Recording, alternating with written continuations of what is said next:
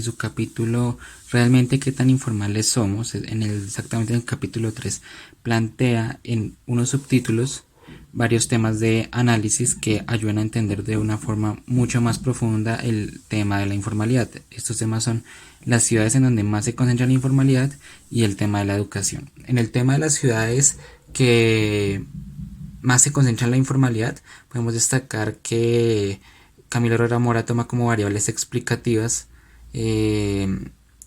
las delimitaciones fronterizas que tiene una ciudad con respecto a ciertas áreas periféricas y la presencia o ausencia de puertos marítimos.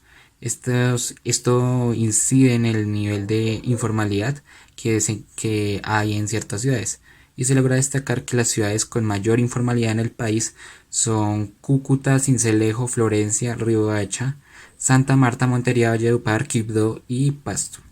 Asimismo, por el contrario, las ciudades que han logrado tener bajos índices de informalidad ha sido Manizales, Tunja y Cali. En el tema de la educación se logra destacar que hay una falta, hay un déficit de oferta en el sentido de servicios educativos de servicios educativos de pregrado y de formalización, de formación profesional.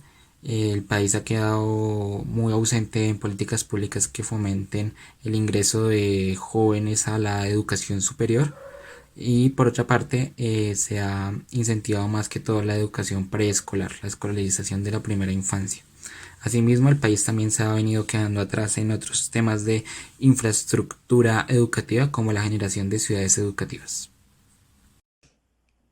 Hola, mi nombre es Vanessa Heredia y a continuación hablaré sobre el subtema Los que pagan impuestos y juegan bien se están cansando. A finales del 2017 y a principios del 2018 eh, se estableció una norma en la cual constaba que los colombianos tenían que declarar renta. Este es un impuesto y puesto a esto 3 millones de personas pues se vieron afectadas al cambio que esto les generó, ya que tenían que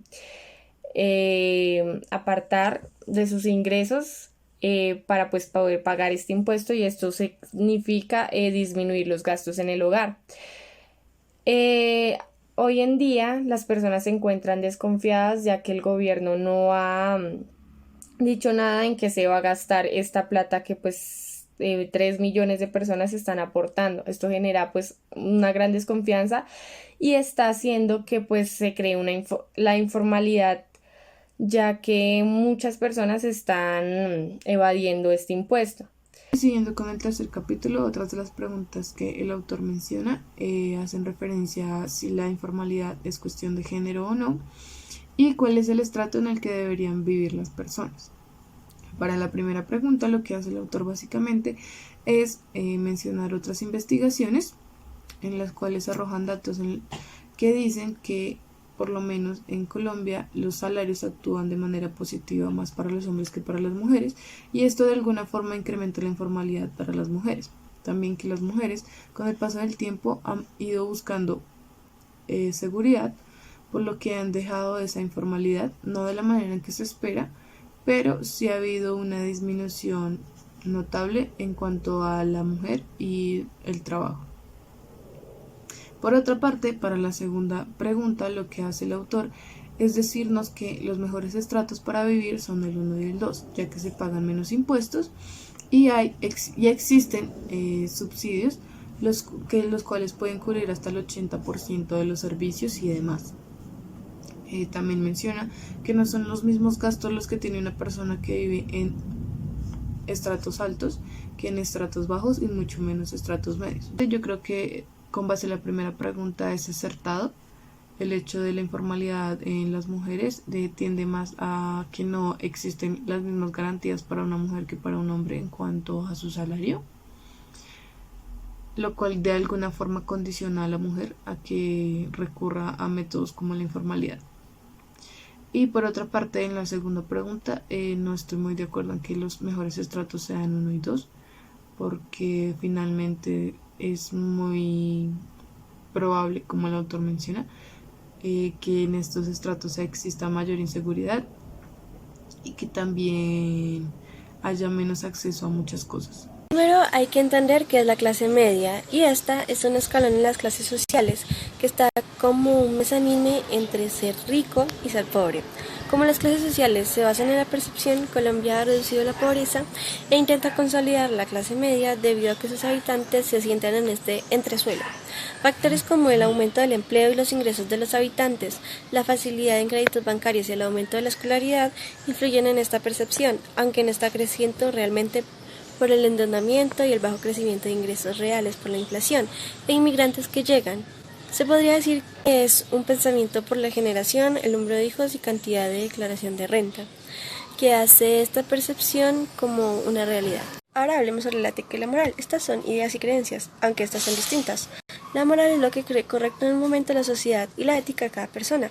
Digo correcto en el momento porque estos dos conceptos están en constante cambio en busca de algo mejor. Cuando se transforma la sociedad se tiene un proceso. Estas ideas pasan a principios y estos a valores, luego a costumbres, hasta llegar a normas. Así se pasa de ética a moral. Ahora, a lo largo de la historia se han visto estos cambios debido al tiempo, la generación y diversos factores como la distribución geográfica. Para algunas personas es difícil cambiar su concepción de lo correcto, porque en su época no lo era, y para lograr esta transformación se requiere de una reflexión colectiva y debates de qué es correcto, de qué se queda y qué se va, evitando las emociones y siendo más racionales para un bien colectivo y no individual. Para evitar que hayan varias morales al tiempo, como pasa con el problema de las redes sociales y la influenciabilidad de la verdad, que crean una verdad absoluta, aunque esta no sea correcta. Hay que tener en cuenta que no se puede obligar a otro a creer correcto lo que él no cree, pasando por encima de sus creencias. Y para evitarlo, las ideas deben estar acompañadas con un sentido para que sean relevantes. Y debe haber un respeto para una buena reflexión social. ¿Cómo es el tema de la informalidad en Colombia hoy en día? De acuerdo con las cifras emitidas por el DANE, la informalidad se ha reducido de un 50 a un 47% para el 2017. De aquí se concluye que la expansión de la informalidad en ciudades secundarias hace aún mayor el índice de informalidad a nivel nacional, lo que se relaciona con el alto nivel de informalidad en las zonas rurales, en las cuales el contrato verbal se convierte en la única formalidad. Los tipos de contratos se convierten en una forma alternativa de determinar la reducción de la informalidad en Colombia, debido a que entre el 2010 y el 2017 los contratos verbales han perdido participación a la vez que los contratos escritos la van fortaleciendo. Acorde a lo anterior, desde el 2012 la informalidad en Colombia ha decrecido constantemente, lo que nos da a entender que nuestra sociedad poco a poco empieza a asimilar las normas al considerarlas correctas y necesarias. A partir del año 2013, las cifras de formalidad superaron a las cifras de informalidad. La informalidad en el sector empresarial, la inmensa mayoría. Muchas empresas son informales o muy poco formales en su forma de actuar debido a que evaden y eluden impuestos, no contratan bien a sus empleados, no cumplen con sus deberes con aportes a la salud y pensión, lo que hace que las empresas funcionen a media marcha y como consecuencia no pueden hacer parte de mercados más grandes donde en realidad les exigen el cumplimiento de todas las normas e incluso de más requerimientos. Es por eso que muchas empresas se quedan en microempresas para no acceder en el radar de la DIAN ni del Estado. Este fenómeno ocurre por dos grandes razones. La primera, porque las empresas se inician sin capital de trabajo. Es decir, no tienen con qué pagar los costos de operación de las empresas y de una manera improvisada que no conocen las normas y comienzan a hacer las cosas como pueden y no como deben, y se acostumbran a ser informales. La segunda, porque poseen una gran carga tributaria de aportes para fiscales, arriendos, costos legales y demás que asume una empresa.